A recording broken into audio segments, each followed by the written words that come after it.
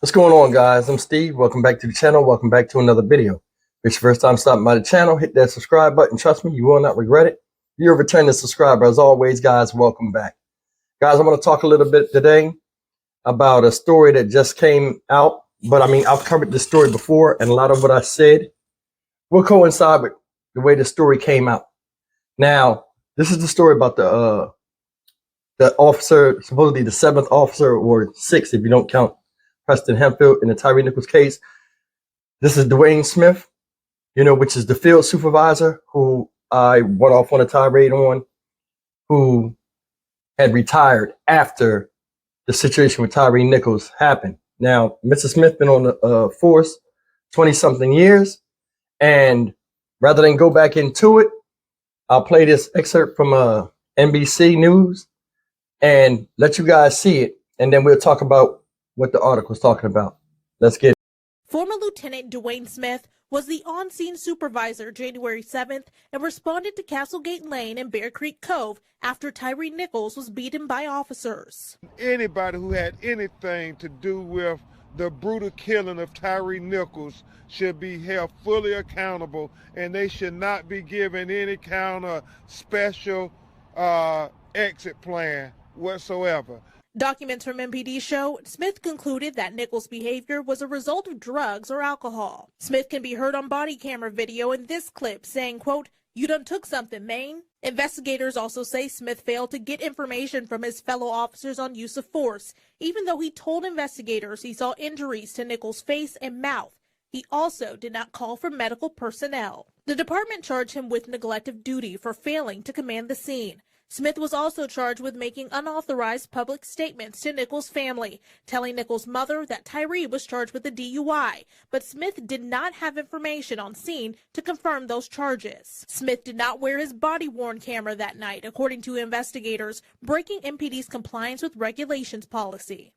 During a Memphis City Council committee meeting on March 7th, some councilors expressed concern over Smith being able to retire and still be eligible for pension. I don't know the extent of what he or she has done, but what I do know is they played a part in something that played out very publicly, in which they ultimately led to life being taken from a young man. And I just don't like the fact that his parents essentially is paying this officer to go on and live, and that's troubling. Former Memphis Police Association attorney Ted Handsome told me someone could take legal action against Smith, but it's unlikely that would affect him receiving his pension. It's going to be difficult to show that whatever he did or didn't do, and it could be an act of omission, would void 25 years or more of good service. In other words, he had earned and invested that pension. One day after he received notice he was being charged by the department for violating policies, Smith notified MPD of his retirement in a letter on February 28th saying, quote, "I came to realize that the time has come to move on." Well, ladies and gentlemen, that was the sad case of Duane Smith, who's a field lieutenant at the time. Tyre Nichols was murdered. And I'm going to tell you something, guys. Everything this news article said, I have already covered, and I'll leave, I'll put at the end of the video in my pop-ups, the video that I made about him before all of this came out. And it still coincides with what I said, with this news article. And I'm going to say it like this, guys. This man, to me, now, before I jump into that, hear me out. Do I think he should be eligible for pension? I'm going to be honest with you. I don't know. If this is the only isolated incident that he had done, I don't know. But from the outside looking in, like everybody else, you know what I'm saying? I would say no. And the reason why I would say no is my issues I have with it, the whole situation. Now, as an older man, and he's older too, much older than me, 20-something years on the force. First thing I got a problem with is he failed to ask questions. You are the field supervisor. You showed up late. We can go down all of these things and align these issues. You showed up late to the scene, which you would, because you can't be everywhere at once when you're measuring, supervising a bunch of officers in other places. When he got there, he failed to ask questions. And anybody with common sense, came up and see that the man was messed up in the face. Hey, when you came up, he just stood there like he was one of the guys that just showed up and was just listening to them talk about it, never asked no real questions. They start coming up to him and telling him what they wanted to hear, and he took it all in stride without even any rebuttal. If you go back to the video, he's standing there. You wouldn't even know he was a supervisor. He had no leadership qualities or intangibles to show that he was a lieutenant. He was just standing there like some old police officer. Standing there, they talking, he looking. Then he looking at Tyre. You see the man was struggling. That's the thing. You see the man was hurt.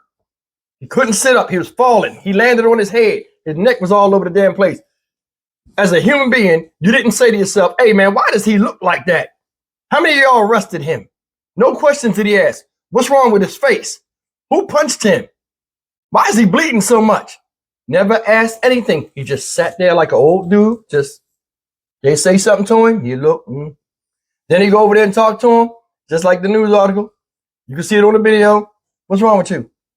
I guess Tyre's saying something about help. And I'm sure Tyre was asking for help from anybody after that onslaught of people beating on him. He probably was telling him, hey, I'm hurting, this and that. Hey, man, you took something. That's what's wrong with you. You drunk or something? Stupid talk.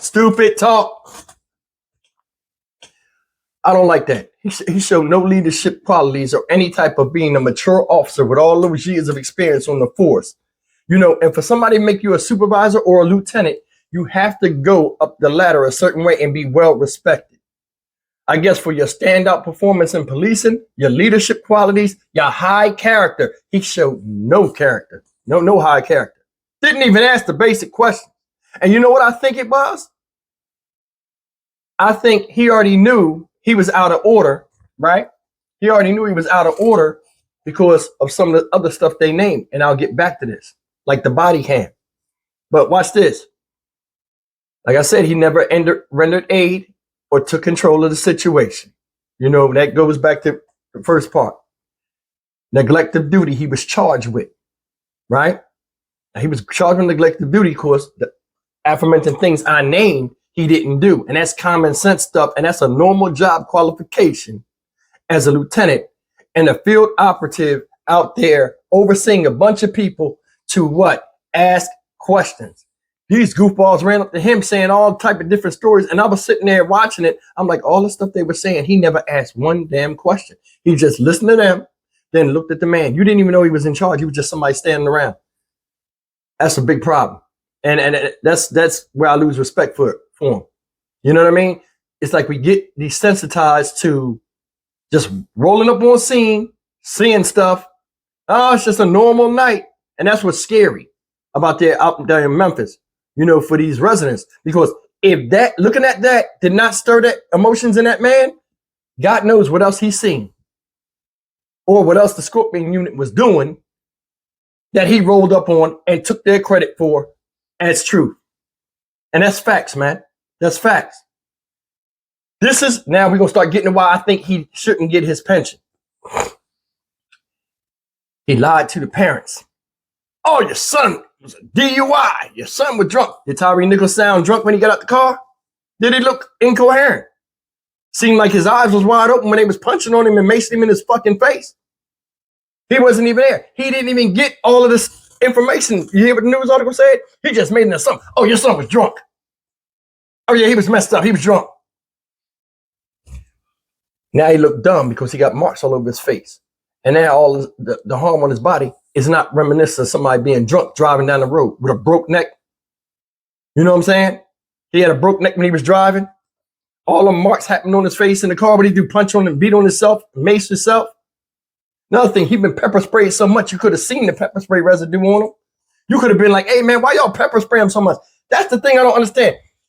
It's like every cop there was like a regular dude in uniform that somebody said, hey, just stand around the crime scene and act like police because people are looking. It's like they had no training at all. This is the big one for me. He didn't have his body cam. Not just have his body cam on operational. He didn't even have it on that night. Bro, you about to get off and retire from the force. 25 years on the force. You know they take your service weapon. But you don't know how to take your body cam? They one and the same, both necessities. Why you ain't had no body cam on? Now you show up at a scene when you need the body cam and you ain't got it. Because some of the stuff that he had on him, if he had on his body cam, I don't know if it could have helped him or it could have helped them in the case, or it would have been a vital point of information. You know what I mean? That's why you wear these body cam, not just for you, but for the safety of somebody else. And he didn't even have it on. They reprimand people for losing handcuffs. He ain't had a body cam. Why he ain't get reprimanded? Why he ain't get fired over that? They'll fire you over that. Guys, seriously, they will fire you over that. That's a big thing. That's like going to work without your gun. They're going to be like, man, go home. Same thing with the body cam. We ain't going to have you out there running roughshod and we can't record what you doing. Just like the city council person said, hey, it's messed up. He sat there and he didn't render aid. He didn't do any of this and that. And it's messed up that the parents of these people, of Tyre Nichols, would have to pay his retirement. That's not a good look. And that's the big thing for me. The reason why I said he shouldn't be eligible for pension is this. Now, if this was a one-time isolated incident and in 20-something years, he had a good thing of policing, you know what I mean? To take that away from him, I'm being honest, I don't know. You know what I'm saying? But this last case he was on, he did a lot of bullshit. So it made me think back, honestly, that this motherfucker was doing a lot of shit because he was a supervisor. There was nobody over him to watch him. So he was doing dumb shit too. Who leaves a body cam at the damn house? Who goes up and lies to the parents? That right there should have been dismissed. I think he should have been fired. I think he should have been fired. I don't think he should have a full pension. I don't think that. Now, he did give 25 years of service. I don't know what his police record is and policing and community and all that stuff. So I would partialize his pension. So I don't know if they can do that or not. I don't know. But January 7th, that messed him up. That messed him up. And then it's like, the guy died. As soon as he died, and everything came out. As soon as his name came up, that's the big thing. As soon as his name came up in the investigation of, hey, okay, you're in trouble for this. Your name is up. You're going to suffer some type of the time has come. Here's my paper of resignation. I'd have been like, hold up on that. Hold up on that, Duane, Mr. Smith. Hold up on that, Officer Smith. Until we get done this pending investigation. Ain't that what they tell us in the public? Pending investigation. All orders of retirement are on hold. Wait a minute. Ain't nobody going to escape this. We're going to go through this with a what? Fine-tooth comb. So you can hold off on that retirement real quick. I bet he'd have been like, they let him escape. They let him escape. And I don't know what to say, guys. I don't know. I don't fucking know. Damn. But we'll have to see. He got out of there. He's retired. I don't know if they can still do further things. Like the guy said in the in the article, he can still get sued. He can still get sued. Some type of civil suit can be brought up against him. But my big thing with it was, as a supervisor, if you put his uniform on me and I had one out there, at my age and the wisdom that I do have, being at a crime scene, I would have did something for Tyre Nichols. I'd have been like, hey, call EMS now. Tell them to get out here. Something is not right. Let's move.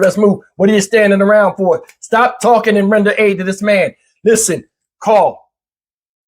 Find out, because they already knew where he was going. Remember, the police knew where his house was. Hey, go get his people. I would have had his parents and stuff out there, because anything happening, you want to clear your name and you want to be transparent with people that, he's in the neighborhood. You don't know if the neighbors know his people anyway, and they could be on their way out there. That's why I would call them out there. A lot of people say, hey, why would you call them out there? I would. You got to be transparent. As a leader, sometimes you got to go through the fire. You know what I mean? When I say go through the fire, go through the scrutiny. Listen, this shouldn't have happened, ma'am. I'm going to get to the bottom of this. Something's wrong. And I'd be like, y'all motherfuckers fucked up. What happened? None of that. He just stood there like an old man around a bunch of young dudes, just admiring the view and seeing the bullshit happen and ain't do nothing. And that's the biggest problem I have with neglectful duty. Guys, leave me a comment. Tell me what you think. You know, think he should be in jail? Think he should lose his pension or what? Think he was wrong? You know, the floor is yours in the comment section.